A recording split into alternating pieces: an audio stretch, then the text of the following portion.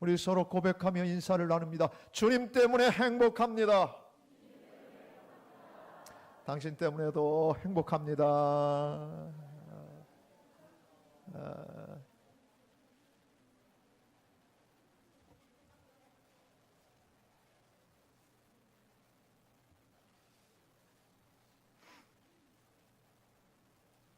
제가 군대 때니까 굉장히 오래된 얘기입니다만은 제가 열차를 타고 집으로 올라오고 있었어요. 어떤 중년 부인이 앞에 앉아 계신데 저하고 같이 이야기를 하게 됐어요. 근데 그 얘기를 하다가 제가 하나 머리에 딱 들어온 게 있었어요. 뭐냐면 자기가 그 포니 자동차를 타고 다니는데 굉장히 오래된 얘기예요. 썬팅 그런 거 요즘 차들이나 하지 옛날에는 썬팅 그런 거 못했지 않습니까? 자기 차 그 뒤에 그 뒤쪽에 모자를 하나 놓고 다니고 있다고 얘기를 하더라고요. 그러면서 가까운 분이 군 생활을 하고 계신데 영관급이래요. 그래서 모자를 하나 얻었는데 그 모자를 그 뒤쪽에 유리 보이는 데다가 이렇게 이제 놓고 다닌다는 거예요. 여태껏 그 모자를 놓고 다니면서 경찰한테 이렇게 걸리고 그런 경우가 있을 때 그 모자 덕을 엄청 봤다는 거예요. 그게 무슨 얘기냐면 여러분 영관들이 쓰는 그 모자는 이 무궁화 쫙 있지 않습니까? 그 모자를 딱 이렇게 해놓으니까 교통경찰이 세우면 그러면 차가 대략 그때부터 브레이크를 밟으면 교통경찰보다 더 앞에 가서 쓰게 되어 있습니다. 그러면 이 양반이 오면서 경찰들이 오면서 그 차 뒤에 있는 모자를 보고 그리고 저는 그러면서 인사를 나누고 앞으로 조심하십시오. 그리고선 그냥 간다는 거예요. 한 번도 딱지를 끊어본 적이 없대요. 그래서 내가 이야 그랬어요. 세상에 최고의 세도는 뭐 아무래도 대통령 아니겠습니까? 이 땅에서 대통령이 뭔가 지명해서 부르고 택하면 그러면 그 사람에 대해서는 함부로 건들질 못합니다. 옛날에는 그래서 끄떡하면 청와대 근무한다 그러면 사람들이 그냥 돈도 갖다 주고 그래서 사기 당하는 경우들이 종종 있었던 것을 보게 됩니다. 한 나라의 대통령이 지명하고 택해도 굉장한 세도와 권세를 누리고 함부로 어떤 사람들이 타치하거나 건들지 못합니다. 여러분이 이제 아멘 할 차례입니다. 준비하십시오. 그런데 이 조그마한 땅덩어리, 미국의 한 주보다도 작은 이 대한민국이 남한에 살고 있는 우리나라 대통령이, 물론 요즘 대통령이 옛날 대통령들이 다 주가가 떨어지긴 했지만은 그러나 그래도 실세의 대통령이 택하면 굉장히 그것에 대해서 사람들이 함부로 못하는데 이 모든 이 세상 열방 나라의 주인 되시고 왕 중의 왕이신 하나님께서 주인 되시는 그 주인께서 정말 우리를 만왕의 왕 만주의 주이신 하나님께서 우리를 불러주셨습니다. 택해 주셨습니다. 오늘 성경이 그 얘기입니다. 아멘 일부보다 훨씬 잘하셨어요. 그런데요 여러분 하나님이 우리를 택해 주셨다는 거 오늘 33절을 보면 그 얘기가 나옵니다. 누가 능히 하나님께서 택하신 자들을 고발하리요. 하나님께서 택하신 자라는 거예요. 여기 남자분들은 다 군대 갔다 오셨어요. 군대 갔다 오면 신고를 엄청 잘해야 돼요. 필승 신고합니다. 그러면서 뭐 전 군대에 있을 때 소위 하원서는 몇 년 몇 월 며칠부로 30방공관제단 3.15 대대로 전출을 명받았습니다. 이에 신고합니다. 필승 그렇게 하는 겁니다. 온 힘을 다 젖 먹던 힘까지 다 해서 필성 막 그래야. 제가 우리 군 생활할 때 연세대 신학과 나온 우리 동기가 군가 지도하는 1순위였어요. 그 다음에 2순위가 저였어요. 제가 그 친구가 없으면 제가 군가 지도하는 거예요. 행군가네 군가한다. 군가는 찢어서나해. 그때 하던 버릇이 있는 거예요. 그런데 말이죠, 특별히 세상 모든 일들도 그렇게 씩씩하게 대답합니다.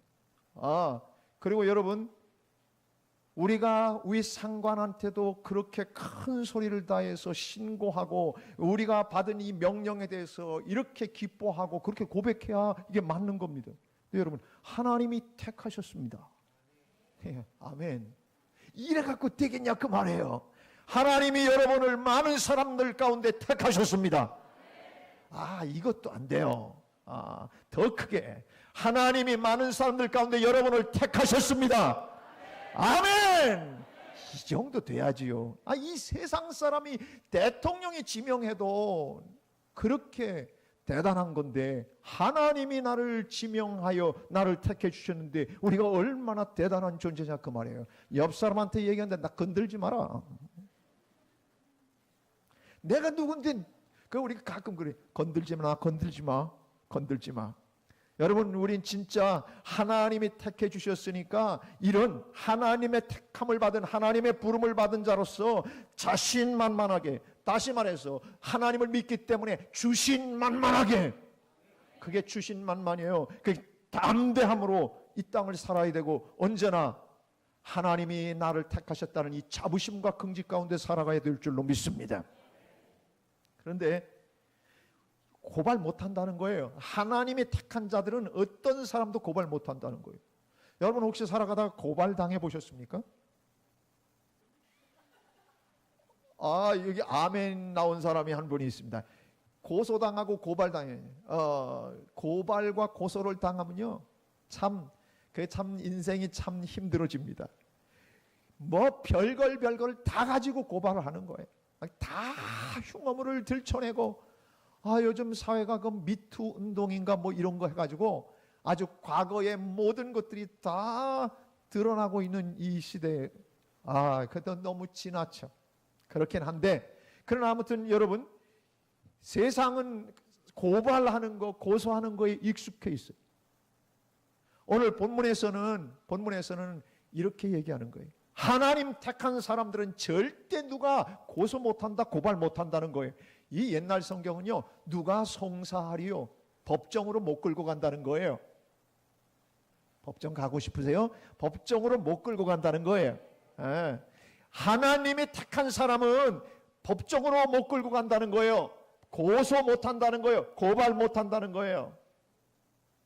고발하려면 뭔가 흉어물과 잘못이 있으니까 고발할 거 아닙니까? 그런데도 불구하고 하나님께서 택하면 누가 고발 못한다는 거예요. 여러분, 여기 이 고발 못한다고 하는 이야기는, 여기 의롭다 하신 이가 누구라고 했습니까? 하나님이시라고 말씀했죠. 고발 못하는 이유는 최종 판결을 우리가 어떻게 받았느냐, 이거 중요한 거예요. 최종 판결문이 로마서 3장 23절에서 26절에 우리에 대한 최종 판결문이 나옵니다. 자, 우리 최종 판결문, 여러분에 대해서 성경이 어떻게 판결하고 있는지 성경의 이야기를 우리 함께 읽어보겠습니다. 모든 사람이 죄를 범하였음에 하나님의 영광에 이르지 못하더니 그리스도 예수 안에 있는 성량으로 말미암아 하나님의 은혜로 값없이 의롭다 하심을 얻은 자 되었느니라. 의롭다 하심을 얻은 자 될 것이다? 아니에요. 의롭다 하심을 얻은 자 되었느니라. 여러분, 우리가 이미 의롭다 하심을 예수 안에서 얻은 자인 줄로 믿습니다. 그 다음 구절을 보세요. 그 다음 구절을 보면, 이 예수를 하나님이 그의 피로써 믿음으로 말미암는 화목제물로 세우셨으니 이는 하나님께서 길이 참으시는 중에 우리가 옛날 전에 지은 죄를 어떻게 하심으로? 여기 중요한 단어가 나와요. 간과하심으로. 간과하심으로. 이 간과하신다고 하는 이 단어는요, 여러분 어떤 뜻이냐면, 이 간과하다라고 하는 단어는 세번역에서는 너그럽게 보아주다 이런 뜻으로 번역을 했습니다. 너그럽게 보아주신다. 예. 또 다시 말해서 이 간과하다, 원래 파레신이라고 하는 이 단어는 무슨 뜻이냐면 이런 겁니다. 뭘 이렇게 자세히 살펴보는 게 아니라 옆으로 보낸다, 그런 뜻입니다. 이걸 자세히 들춰내는 게 아니라 그냥 옆으로 갖다 놓는 거예요. 아이, 이거. 우리가 죄를 짓고 하나님 앞에 잘못 살았는데, 이거 뭐 따질 게 아니라 옆으로 그냥 보내는 거예요. 왜 아멘을 안 하시나? 여러분이 이 죄를 안 졌다고 생각하는 것 같아요. 이 죄 지은 것을 말이죠, 이것을 자세히 따져가면서 왜 이렇게 죄지, 이게 아니고 옆으로 그냥 보낸다는 거예요. 사랑하는 여러분, 깊이 유의하지 않고 대충 보아 그대로 넘긴다, 패스, 바로 이런 거예요. 이게 바로 간과한다는 거거든요. 의롭다고 하신 분이 누구냐? 하나님이시라는 거예요. 여러분, 대법원에서 마지막 최종 판결을 내리면 그러면 끝입니다. 그 사람이 아무리 허물이 있고 잘못이 있다 할지라도 그 사람에 대해서 최고 법정에서 판결을 내려버리면 그것에 대해서 아무 이유를 달지 못합니다. 그런데도 불구하고 아니 저 사람은 그래도 죄가 있다고 자꾸 시비 걸면 무고죄가 성립이 되는 겁니다. 죄가 없다고 결정해 주는데 왜 네가 나를 죄 있다고 하느냐, 이게 바로 무고죄가 되는 겁니다. 의롭다고 하신 분이 하나님이십니다. 하나님은 최고의 재판장이십니다. 그래서 우리 하나님께서 나를 의롭다고 판결을 내려주셨기 때문에, 그래서 세상 어떤 세력도, 사단을 비롯해서 어떤 사람도 나를 정죄하거나 나에게 죄 있다고 말할 수 없다는 것입니다. 오늘 본문이 그 본문입니다. 우리는요, 고소와 고발만 안 당하는 것이 아니고, 우리 여기 34절 말씀에 보면 이런 말씀이 있습니다. 누가 정죄하리요? 우리 보고 너 죄 있다, 못한다는 거예요. 너 죄 있어, 너 죄인이야, 너 이런 죄 졌지, 정죄 못한다는 거예요. 여러분, 이 정죄한다고 하는 거 굉장히 중요한 얘기예요. 뭐냐면 마귀는요, 원래 단어가 디아볼로스라고 하는 헬라어 단어를 써요. 근데 이거는 고소한다, 고발한다, 중상한다, 이런 뜻, 중상모략한다, 이런 뜻이 바로 디아블로스예요. 그러니까 마귀는요, 우리를 얼마나 많은 이 하나님 앞에서 우리 죄 짓고 살아가는 것을 맨날 하나님 앞에 그렇게 일러 바치고, 그리고 우리를 고발하는 것이 마귀가 한다는 거예요. 여러분 살아가면서 여러분 그 경험했을 거예요. 여러분 살아가면 그런 경험 안 하셨나요? 야, 네가 무슨 권사냐?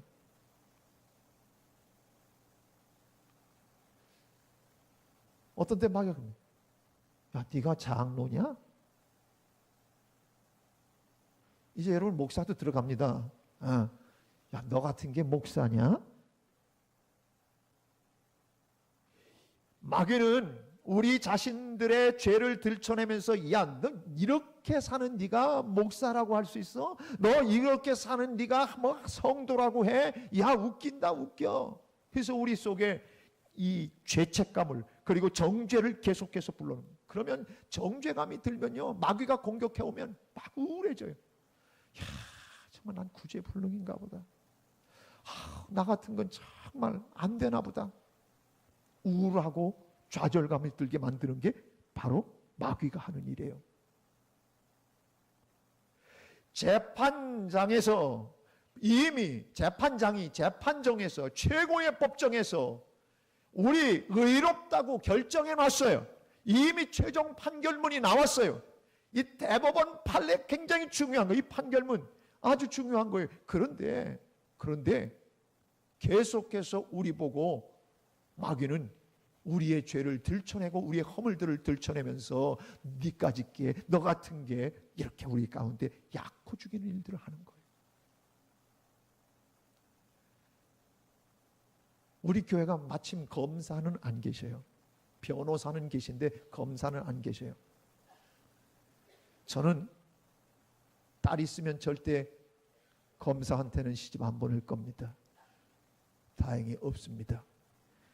손녀 태어나도 검사한테는 안 보낼 작정입니다. 왜 그런 줄 아십니까? 검사는 일하는 것조차 어떤 거냐면 남의 허물을 아주 들춰내서 그 죄를 샅샅이 뒤져내서 이렇게 형량을 줘야 된다고 아주 무겁게 질러대는 사람들이 검사입니다. 그렇다고 해서 여러분 검사를 제가 전혀 무시하거나 그건 아닙니다. 여러분 괜찮습니다. 검사한테 보내세요. 제가 아는 검사 중에 한 사람은요 얼마나 착한지 몰라. 난 그 사람을 볼 때마다 어떻게 이런 사람이 어떻게 검사를 할까? 아주 착해 빠졌어요. 얼굴도 착함 이렇게 써져 있는 사람이 검사야. 그런데 이 검사 중에 제일 무서운 검사가 누군 줄 아십니까? 마귀 검사입니다. 이 검사장이 이건 검사장 얼마나 대단한 검사인지요. 이 검사는 수천 년 동안 사람들을 완전히 정죄하는 아주 죄를 꽉 매기는 이 일들을 한 게 바로 이 마귀입니다. 그래갖고 수많은 사람을 지옥으로 보냈어요. 검사. 그런데요, 하나님이 재판정에 계신데 하나님이 재판장이시고 마귀가 검사고, 여러분 재판정에 가만히 생각해 보세요. 그런데 변호사 한 분이 2000년 전에 개업을 하신 한 분이 계십니다. 그분이 누구시냐? 이름 예수 그리스도. 변호사신 예수 그리스도가 재판정에서 우리를 변호하신다는 거예요. 여러분 오늘 본문 끝에 가보면 어떤 말씀이 나오냐면 34절 뒤에 보면 우리를 위해 뭐 하시는 분이라고요? 간구하시는 자는, 간구한. 이 간구한다고 하는 것이 원어 뜻이 뭐냐면, 간구한다는 것이 바로 중보한다, 중재한다. 그리고 그래서 영어로는 이거 intercede라고 하는 단어를 씁니다. 그리고 intercession이라고 하는 단어, makes intercession, 바로 성경들은 그렇게 영어 성경은 번역을 하고 있어요. 이 intercede라고 하는 이 단어는 원래 라틴어에서 나왔는데 중간에 끼어든다, 중간에 사이에 들어간다라고 하는 뜻입니다. 그러니까 하나님과 우리 사이에 검사가 계속해서 우리의 죄를 고발할 때에 변호사이신 예수 그리스도께서 끼어들어서, 그래서 하나님과 우리 사이를 화해시키고, 그리고 우리에게 변호사가 하는 건 뭐예요? 정당방위입니다. 그때 상황이 심신이 미약했습니다. 난 심신이 아무리 미약해도 난 술 먹은 사람들은 용서 안 해줘야 된다고 생각해. 아주 요즘 음주운전해갖고 사람들 얼마나 다치고 인생 망가지는지 몰라요. 이건 진짜, 이거는 그런 상태에서 교통사고를 했다고 심신미약 상태 뭐 이렇게 하면 안 돼. 이거는 운전대를 잡지 말아야 돼. 술을 안 먹는 게 제일 좋고, 먹으면 운전대를 잡지 말아야 되고, 자기만 망가지는 게 아니라 많은 사람들이 막 계속해서 완전히 망가지는 것들을 봐요. 사랑하는 여러분, 오늘 우리가 무슨 이야기를 하고 있냐면, 우리는 죄를 지었고 하나님 앞에 용서받을 수 없는 연약함을 가지고 있는데, 검사는 그것 때문에 이 마귀는 우리의 죄를 다 들춰내며 이렇게 무거운 죄를 졌으니 이렇게 처벌해야 된다고 우리에게 그렇게 재판장 앞에서 일러대고 고소하지만은, 예수님은 간구한다 라고 하는 얘기는 호소한다, 하나님 앞에 중재한다, 그리고 더 나아가 변호한다, 그런 뜻을 갖고 있는 거예요. 그러니까 2000년 넘는 동안에 변호사로 개업하셨던 우리 예수님이 오늘 우리를 변호하고 계시다는 사실을 여러분 알아야 되는 거예요.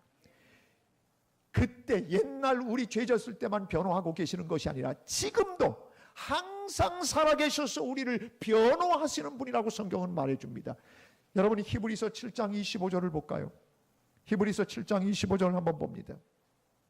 그러므로 자기를 힘입어 하나님께 나아가는 자들을 온전히 구원하실 수 있으니 이는 그가 항상 살아계셔서 그들을 위하여 간구하심이라. 여러분, 하나님 앞에서 간구한다고 하는 것은, 이게 간구한다는 것은 조금 전에 얘기했듯이 하나님 앞에 호소하는 거예요. 변호해 주는 거예요. 하나님 아버지, 저 하 목사가 아직 철딱서니가 없어서 그랬습니다. 하나님 좀 도와주시죠. 이게 제가 원래 하 목사가 그런 사람은 아닌데 마음이 너무 약해서, 저 사람이 워낙 마음이 비단결 같아서 아무도 아멘을 안 해주십니다.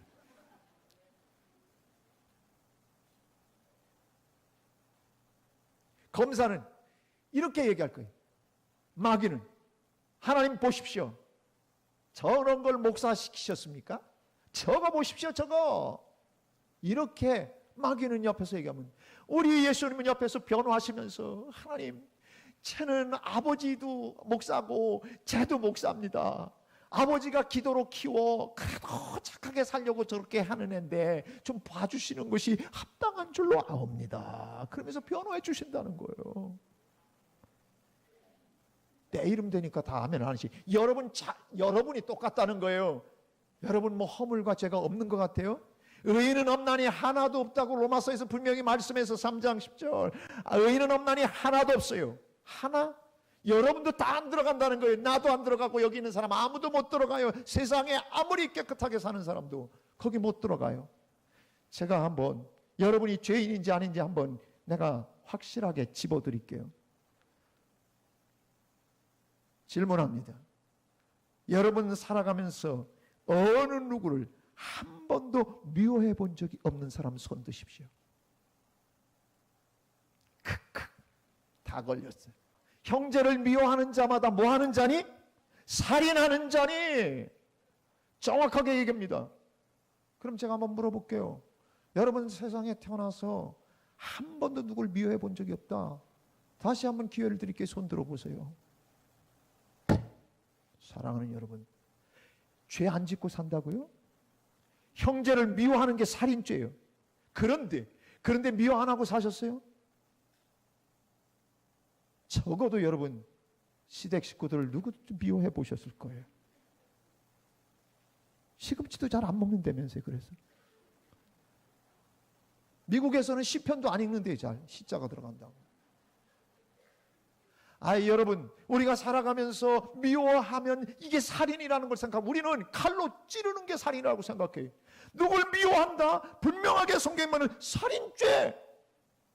근데 회개하지 않아요. 미워하면서도요, 룰루랄라 괜찮다고 생각해요. 어휴, 그런 살인죄를 저지르면서도 룰루랄라 해요? 남을 미워하고 있으면. 그런데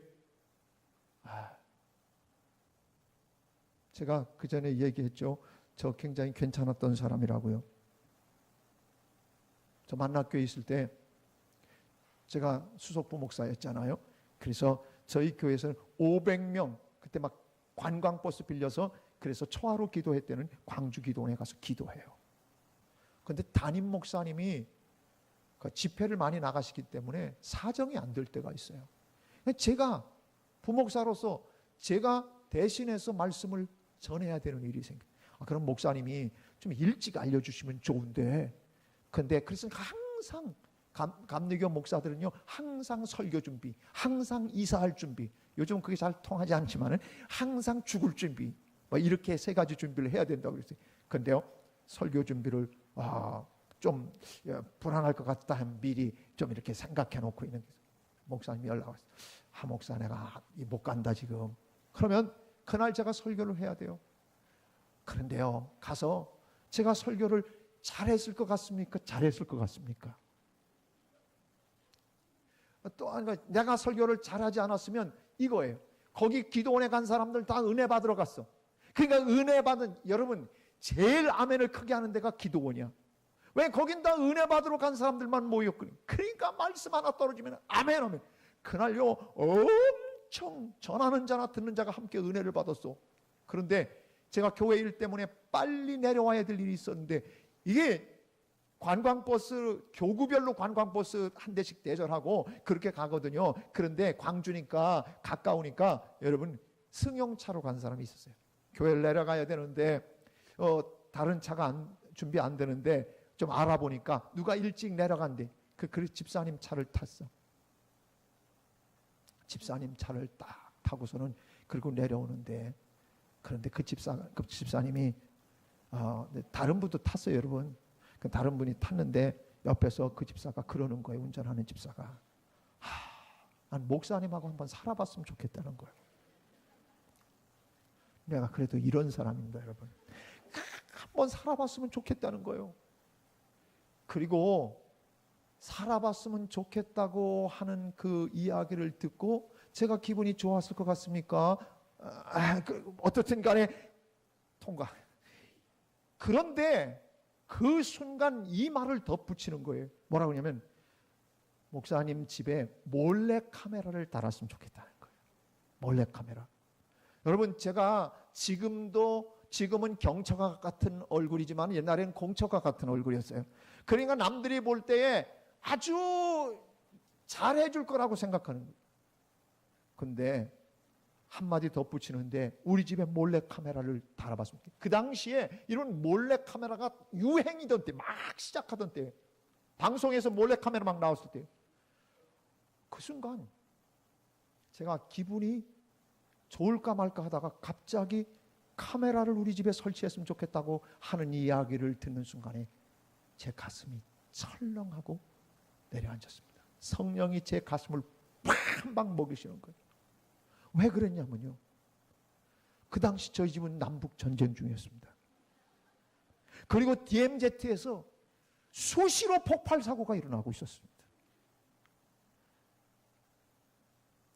엄청난 화력으로 북과 남이 대치하고 있었던 일이 수없이 벌어지고 있었습니다. 근데 내가 설교하러 가서 설교를 안 할 수는 없으니 하나님의 뜻대로 말씀은 전했는데, 그래서 은혜를 받고, 이야 저 목사님은 굉장히 좋은가 보다.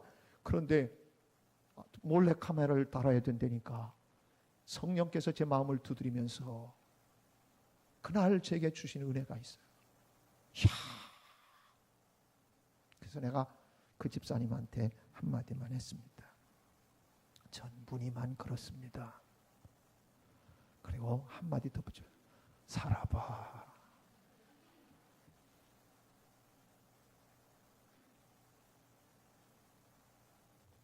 요즘은 안 그래요, 여러분. 철딱선이 없을 때요, 우리는 막 휴전선에서 DMZ에서 얼마나 폭발 사고가 많았는지 몰라. 둘이 대치하면 화력이 대단했어요.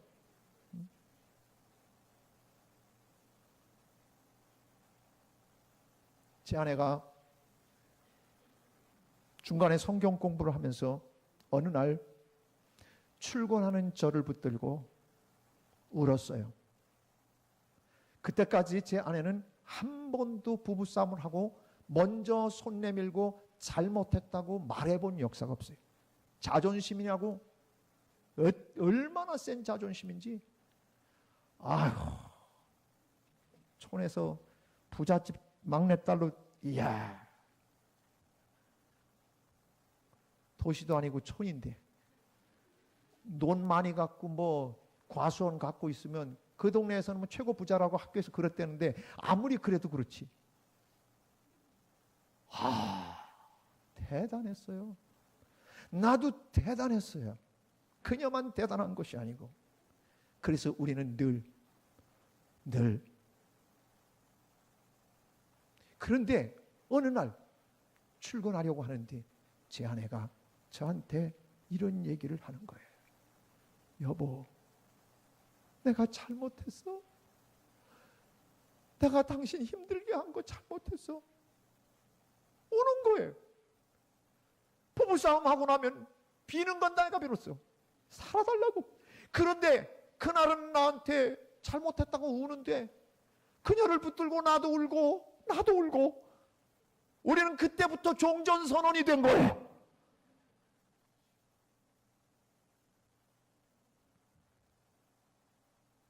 하나님이 그렇게 제 아내한테 얘기하시더래요. 어느 날 하나님이 죄를 쫙 필름처럼 지나가게 하시는데 자기는 이걸 죄라고 생각하지 않았대요. 남편을 못 살게 군 게 절대 죄라고 생각하지 않았대요. 남편을 바가지를 거 아주 힘들게 만든 거 절대 죄라고 생각 안 했대요. 근데 필름이 한 카트씩 넘어가는데 나를 힘들게 한 것이 다 죄라고 하나님이 지적하시더라고요. 그래서 이 여자가 드디어 울면서 나한테 잘못했다고 한 거예요. 그날 이후로 제가 원수 대통했다는 생각을 하기 시작했습니다. 여러분, 죄가 없다고요? 여러분 남편 힘들게 안 했어요? 자식들 힘들게 안 했어요? 자식이 무슨 죄라고 자기도 공부 못했으면서 자식한테는 공부 왜 못하냐고 맨날 득달하는 이유는 뭐예요? 이렇게 얘기하세요. 야, 나는 공부 못했는데 너는 어쩜 이렇게 공부를 잘하냐? 아빠는 뒤에서 정말 등수 세기가 아빠는 뒤에서 세야 빨랐는데 너는 앞에서 세는 게 얼마나 더 빠른지 진짜 고맙다. 이렇게 얘기해야 되는데 자기들은 늘 우등생이었던 것처럼 얘기를 해. 와, 자식들 힘들게 안 했어요? 그것도 회개거리예요. 교인들 힘들게 안 했어요? 회개거리예요. 오늘 우리가 하나님 앞에 이 수많은 죄를 저지르고 살았어요. 저희 어머님은요, 은혜 받고 예수 믿고 은혜 받으면서 뭐까지 회개했냐면 어렸을 때 엄마 젖 깨문 것까지도 회개했대요. 여러분, 하나님의 은혜가 우리에게 임하면요, 우리가 얼마나 낱낱이 하나님 앞에 부족한 죄인인지 다 드러나요. 그리고 하나님 앞에 회개하면서 철저히 회개하게 돼요. 오늘 하나님께서 우리를 위해 간구하신다는 이 간구한다는 단어는 호소한다는 뜻만 아니라 무슨 뜻인 줄 아세요? 변호하고 중간에서 조정하면서 중재에 나서는 분이, 변호사 일 하시는 분이 바로 우리 주님이라는 거예요.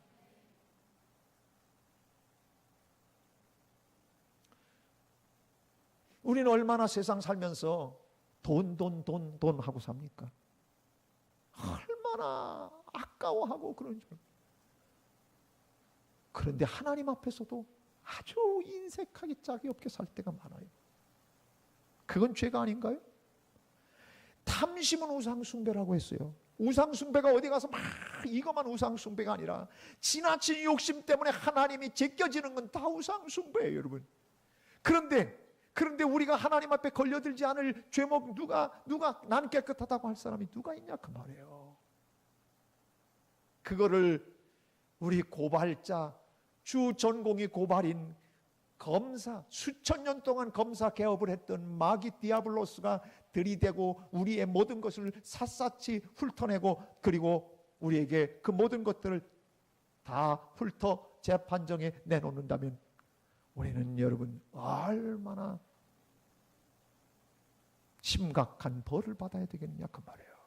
그런데 예수님께서 항상 살아계셔서 우리를 대신하여 하나님과 우리 사이에서 중재하면서 변호해 주신다는 거예요. 여러분, 변호하시는데요, 그동안 2000년 넘게 개업하신 이 예수 그리스도 변호사 예수는, 여러분, 최고의 변호사는 누굽니까? 이 시대에 최고 로펌이 우리나라에서도 최고 로펌 이름될 만한, 내가 간접적으로 내가 거기를 또 광고해드리는 거 될까봐 내가 얘기하지만, 어떤 로펌은요, 죄 지은 것도 다 살려낸데 무죄로 만든데 돈을 한 1억 이상 되면 다 로펌에 연줄이 있어서 이 사람 재판정에 이 사람 변호사 붙이고 다 해서 없는 죄 있게도 만들고 있는 죄는 없게도 만들고, 변호사는요 특별히 없는 죄를 있게 만드는 건 검사라면 있는 죄를 없게 만드는 게 최고의 변호사예요. 대한민국에는 어떤 법인들이 최고의 로펌일지 모르지만 사랑하는 여러분,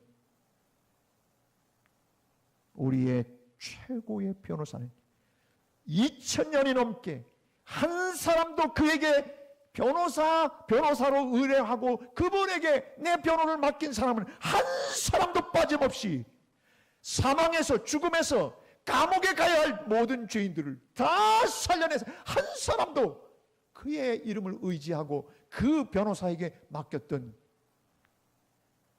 수임료도 안 받아. 와, 오늘 값없이 의롭다 하심을 받았느니라. 어느 한 사람도 지옥 보내지 않고 모든 사람을 2000년 넘게 당신에게 변호 의뢰를 한 모든 사람들, 예수 안에 들어와 있는 자는 다 하나님의 나라로 보내는 최고의 변호사가 우리 예수 그리스도이신 줄로 믿습니다. 우린 그분의 변호를 받고 사는 사람이에요. 옆 사람한테 다시 얘기합니다. 나한테 시비 걸지 마. 나한테 시비 걸지 마.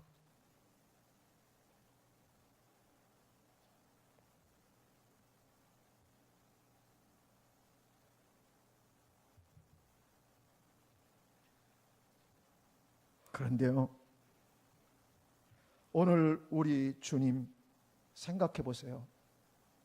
우리 주님이 과거에 나의 지은 죄를 다 용서하도록 재판장이신 하나님 앞에 이렇게 옹호해주고 변호해 주신 것으로 끝나는 게 아니에요. 오늘 성경을 보면 뭐라고 얘기를 하고 있냐면요, 요한일서 2장 1절 2절 이제 한번 띄워줘 보세요. 자, 한번 읽어봅니다. 나의 자녀들아, 내가 이것을 너희에게 쓰면 너희로 죄를 범하지 않게 하려면. 여러분, 그렇다고 죄를 짓고 살면 안 돼요. 죄는 결단하고 죄 짓지 않으려고 여러분이 정말 의지를 들이고 철저히 회개하고 그렇게 살아야 돼요. 그러나 우리가 약해서 짓는 죄가 있을 때 만일 누가 죄를 범하여도 아버지 앞에서 우리에게 대언자 파라클레토스, 성령도 이런 것을 감당하시지만 여기 대언자는 나 대신해서 말씀해 주는 자예요. 법정에서 하나님 앞에 내가 죄를 지었는데도 이 사람 생각해 주셔야 됩니다. 이 사람 원래 그런 사람 아닙니다. 대언하면서 나의 형편과 나의 모든 것을 대언해 주시는 분인데 그분이 곧 누구? 의로우신 예수 그리스도시라. 2절, 그는 우리 죄를 위한 화목제물이니 우리만 위할 뿐 아니요 온 세상의 죄를 위하심이라. 그래서 여러분, 오늘 이 자리에 우리가 와 있는 거 아닙니까? 그래서 이 자리에 와 있는 거 아닙니까? 잘나서 온 줄 아십니까? 아니에요. 그런데요, 오늘 본문 다시 한번 돌아가 볼게요. 오늘 본문에 이렇게 말씀하고 있어요. 여러분, 34절에 보면, 34절 끝에 보면 이렇게 말씀하죠. 그는 하나님 우편에 계신 자. 지금 하나님 우편 보좌에 계신 거예요. 하나님이 계시고 그 우편에 계신데 거기서 뭐 하시는 거예요? 우리를 위하여 어떻게 하신다고요? 간구하시는 자신이라. 지금 과거에 우리 죄를 용서하시고 변호하신 걸로 한번 끝난 게 아니라 여전히 지금도 계속 법정에서 우리를 위해 간구하고 변호하고 계신다는 거예요. 지금도 우리를 변호하고 계시는 분이 우리 주님 예수 그리스도시라는 거예요. 지금만 그러실까요? 아니요. 마지막 우리가 하나님 앞에 섰을 때, 하나님의 보좌 앞에 서서 우리는 두려운 마음으로 내가 하나님을 믿는다고 하고 예수 안에 있는다고 하면서도 여전히 죄된 내 자신을 들여다보면서 연약하고 두려운 마음으로 하나님 앞에 설지 몰라요. 그런데 우리가 서서 우리의 행위책을 펴게 되는 순간 두근두근 할 거예요. 그런데 우리 예수님이 그날도 이렇게 얘기해 주실 거예요. 아버지, 사랑의 아버지, 재판장이신 사랑의 아버지, 저 하은선 목사가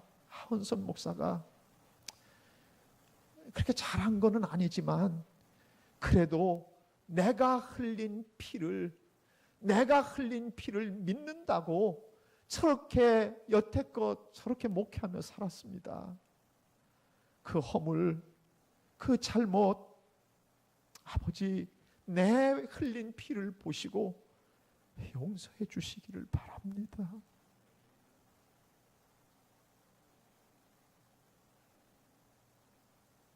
그래서 우리는 그 최고의 변호사이신 주님이 계시기에, 그 예수님이 나중에 우리 하나님 앞에 섰을 때도 우리에게 그 영원한 대언자, 영원한 변호사, 그래서 우리가 지옥으로 가지 아니하고 천국으로 갈 수 있도록 우리의 길을 열어주시고 생명의 길로 이끌어 가시는 최고의 변호사 예수 그리스도가 계심을 찬양합니다.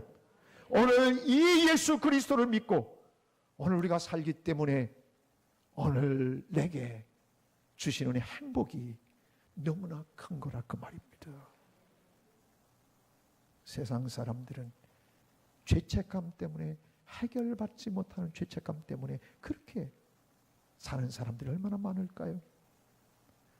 오늘 이 순간까지도 나의 죄를 변호해 주셔서 사망에서 생명으로 옮겨주신 주님이 오늘 지금도 연약해서 질 때도 그저 변호해 주실 뿐만 아니라, 그리고 하나님 앞에 선 그날도 우리를 변호해 주시는, 그래서 우리의 삶 속에 주의 은혜를 더하시고 그날 우리가 오롯이 하나님 앞에 설 수 있도록 은총을 베풀어 주실 줄로 믿습니다.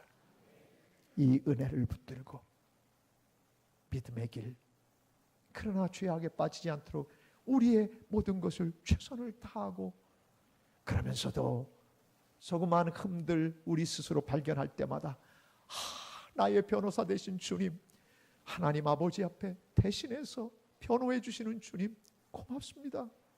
나 다시 일어나 다시 이제 하나님 기쁘신 뜻을 위해 살아드리겠습니다 결단하며 매일매일 최고의 변호사 주님과 함께 여러분이 어깨를 펴고 힘있게 이 땅을 살아가는 그런 믿음의 종들 되기를 주의 이름으로 축복합니다. 우리 모두 일어나서 함께 찬양하기를 원합니다. 6월절 어린 양의 피로